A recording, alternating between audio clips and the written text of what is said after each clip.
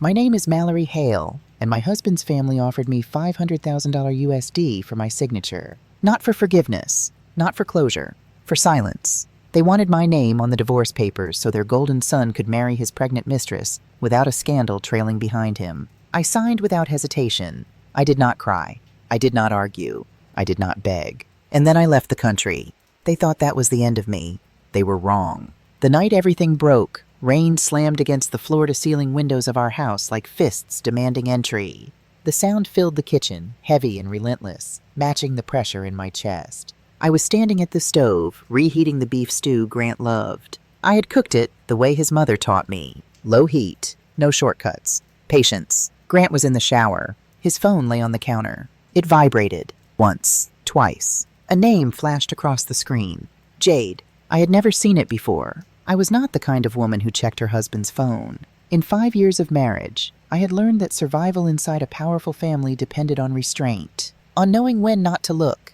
But the phone vibrated again, and from the bathroom, Grant called out irritated, "Mallory, can you grab that?" My fingers felt numb as I picked it up. I barely raised it to my ear before a woman's voice broke through, breathless and shaking. "Gee, I'm scared." Grant rushed out of the bathroom, water dripping from his hair. He snatched the phone from my hand and turned his back to me. His voice changed instantly. Soft, intimate. "Calm down, sweetheart. I am here. Do not cry. I will take care of everything." The spoon slipped from my hand and hit the tile. The sound was sharp. Final. From that moment on, my life shifted into a different color palette. Everything looked the same, but nothing felt real anymore. My mother-in-law, Evelyn Hale, stopped calling. The family dinners she once demanded I host disappeared without explanation. When I visited the estate, her gaze slid past me as if I were a decorative object that had lost its purpose. My father-in-law, Richard Hale, never raised his voice. He did not need to. His silence carried more judgment than words ever could. Grant still came home, but he came home like a guest. Sometimes his shirt smelled unfamiliar, sweet, floral, not mine. I told myself it was from a client, from a meeting, from a hotel lobby. I repeated it until the lie tasted bitter in my mouth. Then the photos hit the internet. Grant standing outside a private women's clinic, his arm wrapped protectively around a young woman with a visible baby bump. Twins, the headline said. The caption called me the sidelined wife. I did not cry. Something inside me had already shut down. 3 days later, my phone rang. Evelyn's voice was sharp and stripped of pretense. "Be at the estate at 3. "Yes, Mom." "Do not call me that," she snapped. "You are about to lose that right." The line went dead. At 2:50 p.m., I stood at the iron gates of the Hale estate. The hedges were trimmed with surgical precision. Everything was controlled, ordered. Inside the study, Evelyn sat upright, her posture rigid. Richard stood beside her. On the table lay a stack of documents. Divorce papers. Evelyn did not waste time. Jade is 3 months pregnant, with twins. I felt something crack inside me. For 5 years, I had sat in doctors' offices, listening to polite voices explain unexplained infertility. I had swallowed pills, followed schedules, pretended I was fine, and now someone else had succeeded effortlessly. "This family needs heirs," Evelyn said coolly. "If you cannot provide them, you should not occupy the position." Richard slid the papers toward me. "Sign these. The family will compensate you." I looked at the number, $500,000 USD, enough to erase me cleanly. The clauses were precise. No interviews, no press, no public commentary. And one final condition. I had 7 days to leave the United States. I could not return for 3 years. "You are exiling me," I said quietly. "It is for your own good," Evelyn replied. "Why would you stay? To watch Grant marry another woman?" I understood then.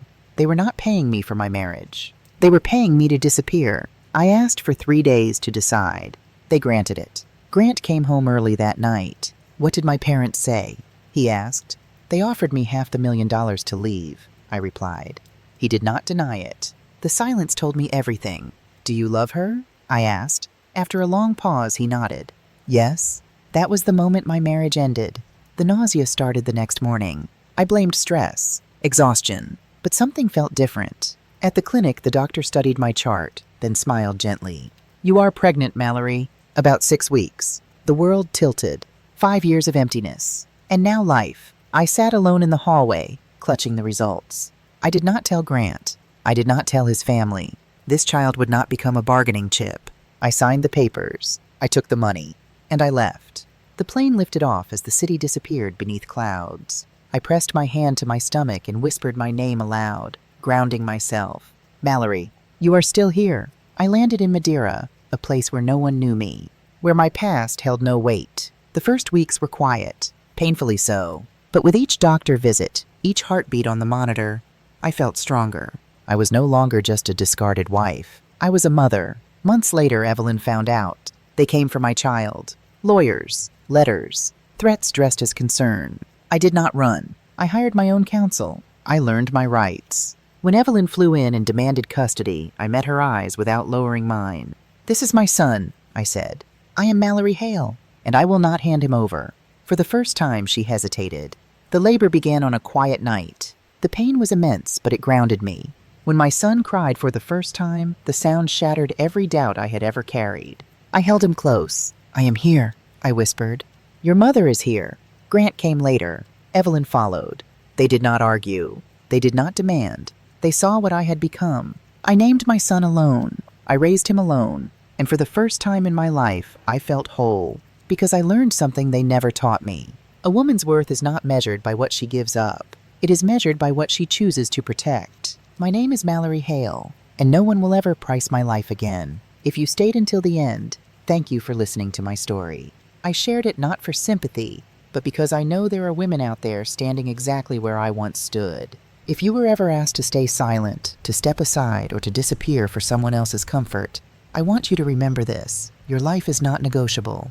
And if this story resonated with you, leave a comment. Someone else scrolling tonight might need to know they are not alone.